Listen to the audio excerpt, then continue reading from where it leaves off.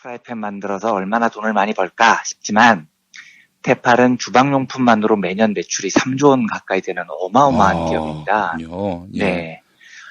그리고 테팔의 최고 히트 작품은 다 아시는 눌러붙지 않는 프라이팬, 코팅 프라이팬입니다. 지금은 뭐 대부분 프라이팬이 코팅이 돼서 나와서 음식이 잘 안 눌러붙지만 제가 어렸을 때만 해도 프라이팬은 항상 눌러붙었습니다. 그런데 프라이팬이 눌러붙는 게 우리나라에서만 있는 일일 리가 없잖아요. 예. 당연히 전 세계적인 현상인 겁니다. 1954년 프랑스의 마르크 그레구아르라는 엔지니어가 살고 있었습니다. 그리고 프랑스라는 나라는 집에서 음식 먹는 걸 무지하게 중요하게 생각하는 나라입니다. 식사 시간만 2시간씩 걸리는 민족이죠. 예, 예. 그런데 어느 날 이 마르크라는 엔지니어가 폴리테트라 플루오로 에틸렌 읽기도 어려운데 예. 약칭으로 PTFE 상품명으로는 테플론이라는 물질이 발견됐다는 소식을 듣습니다. 이 테플론은 높은 온도에서 매우 안정적이고 미끌미끌한 성질을 가지고 있었거든요. 그런데 마르크가 열렬한 낚시광이었습니다. 그래서 테플론에 대한 이야기를 듣고 요 미끄덩한 물질을 낚싯줄에 코팅을 시켜보면 어떨까라는 생각을 한 겁니다.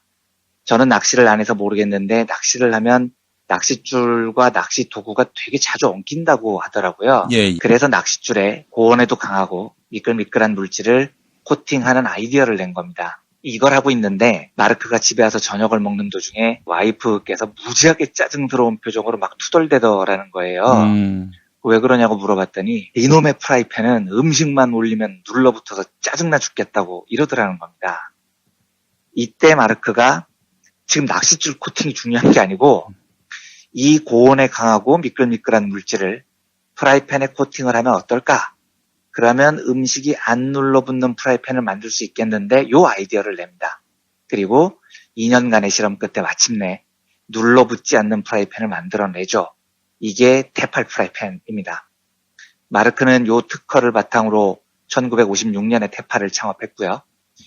이 프라이팬이 1961년 미국에서 처음 판매됐을 때 딱 한 달 만에 100만 개가 팔렸다는 전설이 지금까지도 전해지고 있습니다. 예. 이후에 테팔은 주방용품 시장을 완전히 석권하죠. 그리고 지금까지 테팔이라는 기업의 전통은 주부에게 공감한다는 겁니다. 주부에게 공감한다. 네, 그러니까 모든 제품을 완벽하게 주부의 입장에서 분석을 하는 겁니다.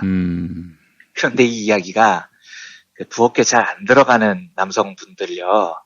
아니, 주방을 편하게 해봐야 뭐 얼마나 대단하다고 호들갑이야 라고 생각하시면 안 됩니다. 그렇지가 않아요. 테팔 제품 중에 손잡이와 프라이팬이 분리되는 제품이 있습니다. 그게 뭐야 뭐 이런 생각이 들면 진짜 반성하셔야 됩니다. 왜냐하면 부엌에 너무 안 들어가 보신 거예요.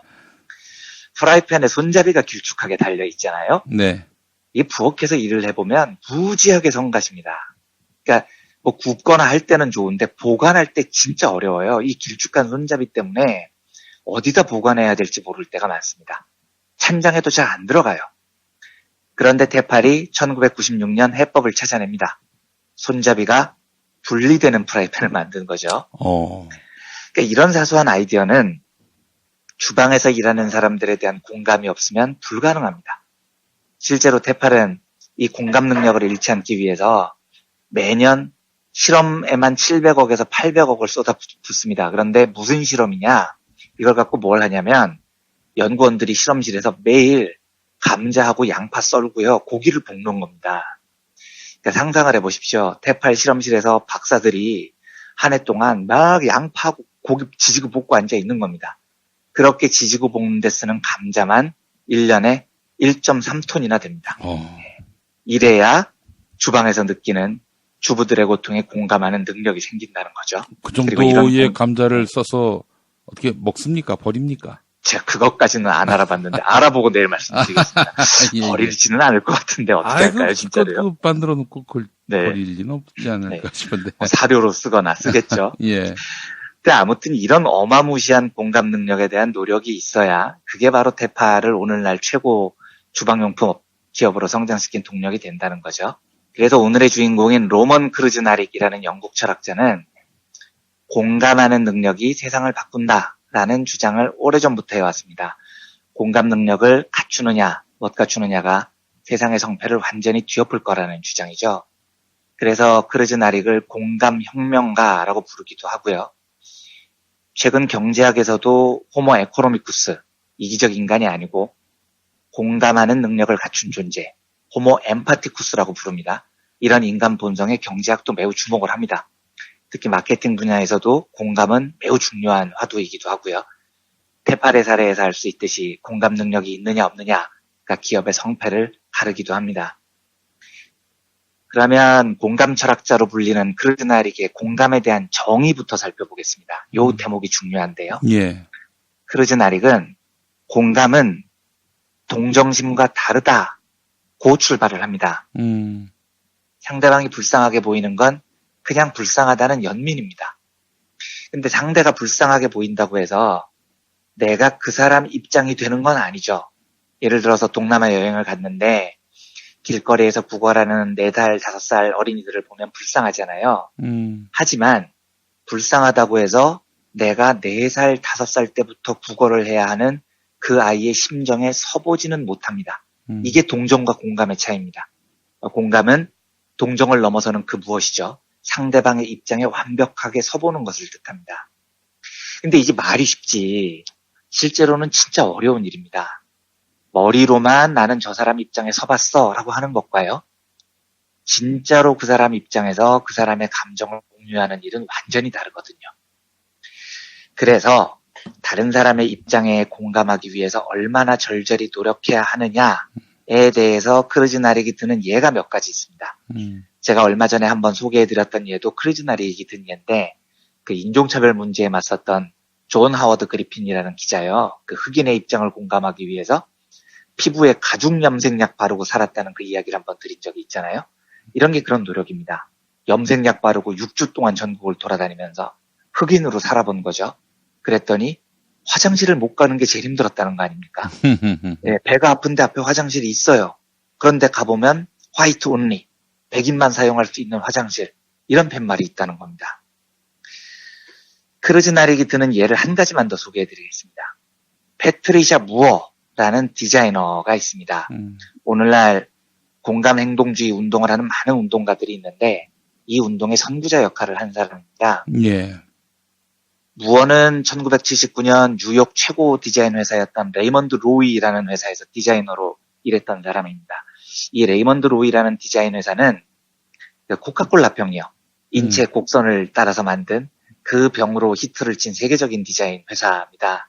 근데 무어는 이 회사의 유일한 여성 디자이너였는데 그 당시에 26살이었어요. 냉장고 디자인 회의가 열렸다는 겁니다. 근데 누군가가 저 관절염을 앓는 사람을 위한 냉장고 디자인을 해보면 어떨까요? 이렇게 제안을 했대요. 예, 그랬더니 팀장급 되는 선배가 피식 웃으면서 아니 관절염 환자를 위한 냉장고를 왜 만들어 이 바보야 이렇게 비웃었다는 겁니다. 여기에 분노한 무어가 20세기 들어서 가장 위대하고 가장 진보적인 실험으로 평가받는 공감 실험에 나섭니다. 뭐냐? 이 26살 젊은 디자이너가 60세 노인으로 살아가기 시작한 겁니다. 당시 무어의 회고에 따르면 그건 흉내가 아니었어요. 진짜로 몰입하기 위한 행동이었다는 겁니다. 일단 전문 분장사들의 도움으로 외모를 노인처럼 만드는 건 기본인데 이게 중요한 게 아니고요. 일부러 안경을 뿌옇게 만들어서 쓰고 다니는 겁니다. 안 보이게 하는 거죠. 귀에는 항상 솜을 집어넣어서 안 들리게 합니다. 허리에는 두꺼운 붕대를 칭칭 감아서 노인들처럼 일부러 허리를 굽게 만들었습니다. 팔다리에는 강철로 부목을 댑니다. 이러면 관절이 잘 안 움직이잖아요. 예. 신발 깔창에는 울퉁불퉁한 커다란 이물질을 넣습니다. 그래서 절뚝이지 않으면 절대 걸을 수 없도록 합니다. 이렇게 만든 다음에 완벽하게 노인으로 변신을 해서 무려 3년 동안이나 이렇게 살았습니다. 이 사람이요. 예. 뭐 어땠을까요? 이 사람이 미국 도시 116곳을 돌아다녔는데 버스 타기가 그렇게 힘들다는 겁니다. 아하. 계단 오르내리는 것도 너무 힘들다는 거예요. 예. 그러니까 우리가 아무것도 아니라고 생각하는 일상의 일들 있죠. 예를 들면 백화점 들어갔을 때 문을 미는 거, 신호가 바뀌기 전에 횡단보도를 건너는 거, 하다못해 캔따개로 캔 따는 거, 이런 게 60세 노인으로 살면 그렇게 힘들다는 겁니다. 아하. 네. 저희 주방에 가면 고무손잡이가 달린 냄비나 프라이팬이 있죠. 요즘 대부분 다 고무손잡이가 잡혀 그렇죠. 있지 않습니까? 예. 데이지 않게, 그리고 잡으면 미끄러지지 않게 고무를 댄 겁니다. 그 감자 껍질 카는 칼 있잖아요. 슉슉슉 밀면 감자 껍질 그렇죠. 까지는 거요. 네. 예. 이걸 누가 만들었느냐? 패트리샤 무어가 만들었습니다.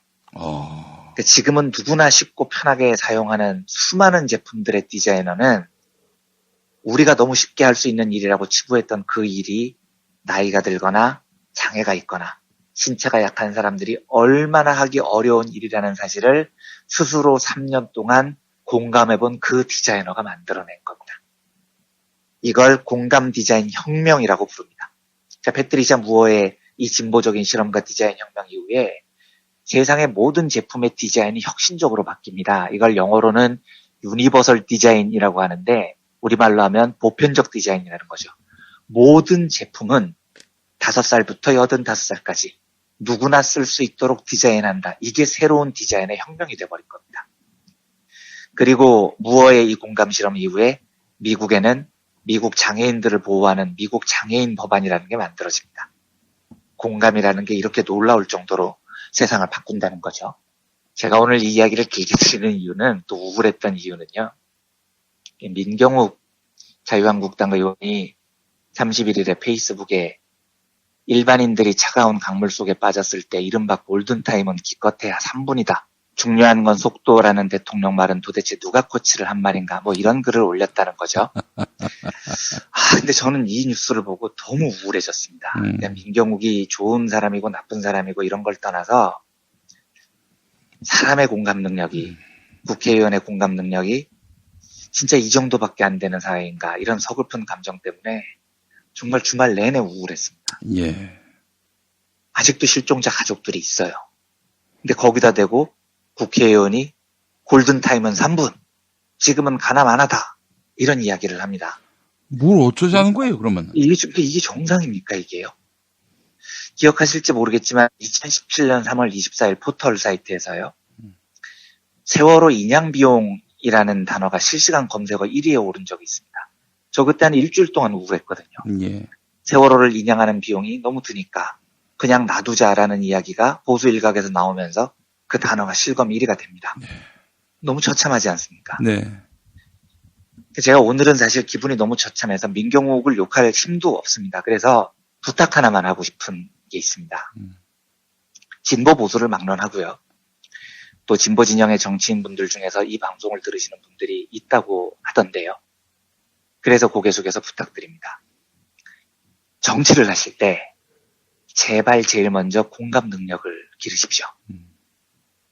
프라이팬 만드는 회사도 공감을 이렇게 중시하는데 민중을 대변하는 정치가 공감을 포기하면 도대체 어떻게 정치를 한다는 말입니까? 네.